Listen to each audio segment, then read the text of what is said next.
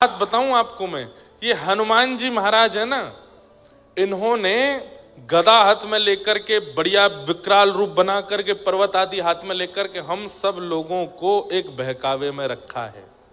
किस बहकावे में? कि मैं ऐसा ही हूं, मुझे ऐसे ही मान के भजो। हम सबको वह रूप दिखा करके चुपचाप भीतर बैठ करके अत्यंत वाष्प वारी परिपूर्ण लोचनम श्री राम कहते हुए निरंतर उसी भाव में निमग्न होकर के बस, अरे सहचरी हैं। आपको पता है श्री चारुशिला जी श्री हनुमान जी का सखी स्वरूप है। चारुशिला जी का कथा आती है कि सूर्य उदय से सूर्य अस्त तक श्री हनुमान जी महाराज राम जी के पास ही रहते हैं।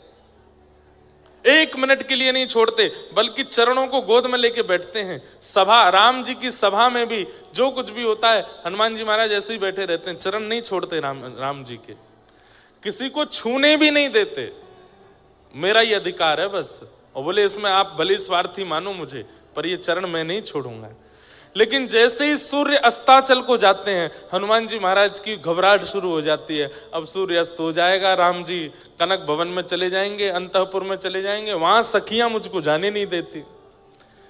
अंतःपुर में निज निवास में तो केवल सीता जी और सब सखियों का प्रवेश है, वहां हनुमान जी नहीं जाते। तो हनुमान जी कनक भवन के द्वार तक जाते हैं तो बाहर ही चंपक लता आदि सखियां रोक देती हैं। हनुमान जी बस बस बस, अब यहां से राघव जी का हाथ हमें दे दो। तो फिर अंतःपुर कनक भवन की अंदर की लीला में चंपक लता जी लेकर के श्री राम जी को भीतर जाती हैं। और श्री हनुमान जी द्वार पर खड़े खड़े इतना रोते हैं, इतना रोते हैं। क्यों? अब मैं रात भर कैसे रहूं, बिना राघव जी को देखे मैं कैसे समय निकालूं।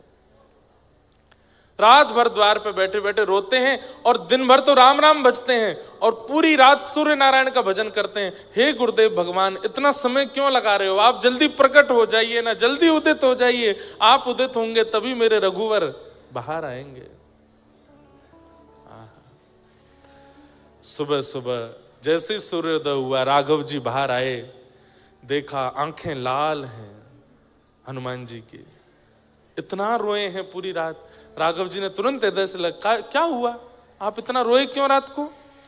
बोले प्रभु इसका कोई उपाय बताइए, मैं नहीं रह पाता हूं आपके बिना। मुझे रात भर इतनी बेचैनी होती है कि मुझे रात्रि की निशा, ये चंद्रमा प्रिय नहीं लगते, मैं नहीं रह पाऊंगा। मेरे लिए सोना उचित, मैं सोने के लिए नहीं आया हूं, मैं खाने पीने उठने बैठने के लिए नहीं आया, मैं केवल आपको निहारने के लिए आया हूं, आपको सुनने के लिए आया हूं।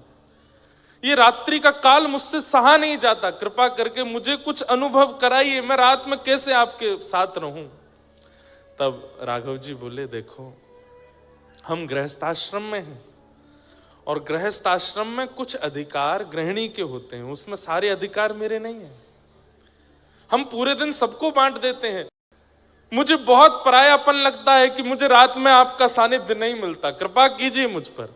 तो राम जी बोले, कुछ अधिकार गृहिणी के होते हैं, तुम सीता जी से कहना, मैं उसमें कुछ नहीं कह पाऊंगा। हनुमान जी द्वार पर ही बैठे रहे, चंपक लता आदि सखियां आई, बोले क्या बात है? बोले मुझे मैया से मिलना है, मैया को बोलो मैं बैठा हूं बाहर। सीता जी से कहा, बोले लेके आओ भीतर। तुरंत हनुमान जी गए, इतना रोए चरणों में, बोले मुझ पर कृपा करो, अनुग्रह करो, मैं कैसे रहूं अपने राघव जी के साथ। सीता जी बोली, देखो पूरा दिन तो हमने तुमको दे रखा है, राम जी पूरे दिन दिखते भी नहीं हमको, पर कम से कम रात में तो इतना ध्यान रखो, हम गृहिणी हैं और ये अंतःपुर है, यहां पर सबका प्रवेश नहीं।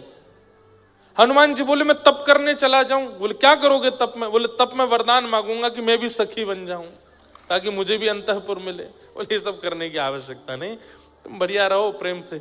तब जैसे हनुमान जी बाहर आने लगे, सीता जी ने तो मना कर दिया, तो चंपक लता सखी ने हनुमान जी से कहा, सुनो आप सरजू जी के पास जाओ, इस अयोध्या नगरी की प्रथम सहचरी सरजू जी हैं, यदि वो अनुग्रह कर देंगी तो कृपा हो जाएगी। और श्री हनुमान जी महाराज इतनी विरह वेदना में सरजू जी के तट पर बैठे हैं कि जैसे ही हनुमान जी का अश्रुबिंद प्रकट होकर के ठोड़ी पर एक बिंदु बना और जैसे ही टपक करके श्री सरजू जी में गिरा, सरजू जी का जल उष्ण हो गया, गर्म हो गया, भाप उठने लगा। तुरंत सरजू जी प्रकट हो गई और प्रकट होकर के कहा, हे यमलोक के राजा यमराज, इतनी वेदना, इतनी पीड़ा क्या कभी किसी को यमलोक में होती है? जितनी वेदना, जितनी पीड़ा में ये एक अश्रुबिंद है। यमराज कहते हैं, इतनी वेदना तो यमलोक में भी किसी को नहीं होती। कौन है इतनी वेदना में? तब देखा तो तट पर श्री हनुमान जी बैठे हैं। कितनी वेदना है उनको राघव जी के दर्शन की। सरजू जी गई और जाकर, क्या बात है हनुमान? बोले, मुझे सखी बनाओ, मुझे सहचरी बनाओ, मुझे अब ये पुरुष वेश में नहीं रहना, मुझे ये बानर वेश में नहीं रहना, मुझे सखी बनाओ, मुझे अंतःपुर में रहना है, राघव जी के संग रहना है। और ऐसी कृपा कर दो, दिन में मैं हनुमान बन के रहूं, रात्रि में मैं सखी हो जाऊं। और श्री सरजू जी ने कृपा करके वीणा प्रदान की श्री हनुमान जी को, और संध्या होते ही आशीर्वाद दिया कि संध्या होते ही आप चारुशिला सखी के रूप में प्रकट हो जाओगे और अंतःपुर में श्री राघव जी की सेवा करोगे। तो दिन भर तो श्री हनुमान जी महाराज गदा लेकर के या उठा के मार, वाय उठा के फेंक दे, पूरे दिन ऐसे उग्र रूप में रहते हैं। लेकिन संध्या होते ही सूर्य अस्ताचल को जैसे जाते हैं, चारुशिला सखी बन जाते हैं और वीणा लेकर के पूरी रात श्री राघव जी को देखते रहते हैं और वीणा का वादन करते हैं। पूरी रात श्री राघव जी को वीणा सिखाते, सुनाते हैं। हमारे महंत जी कह रहे, बोले महाराज जी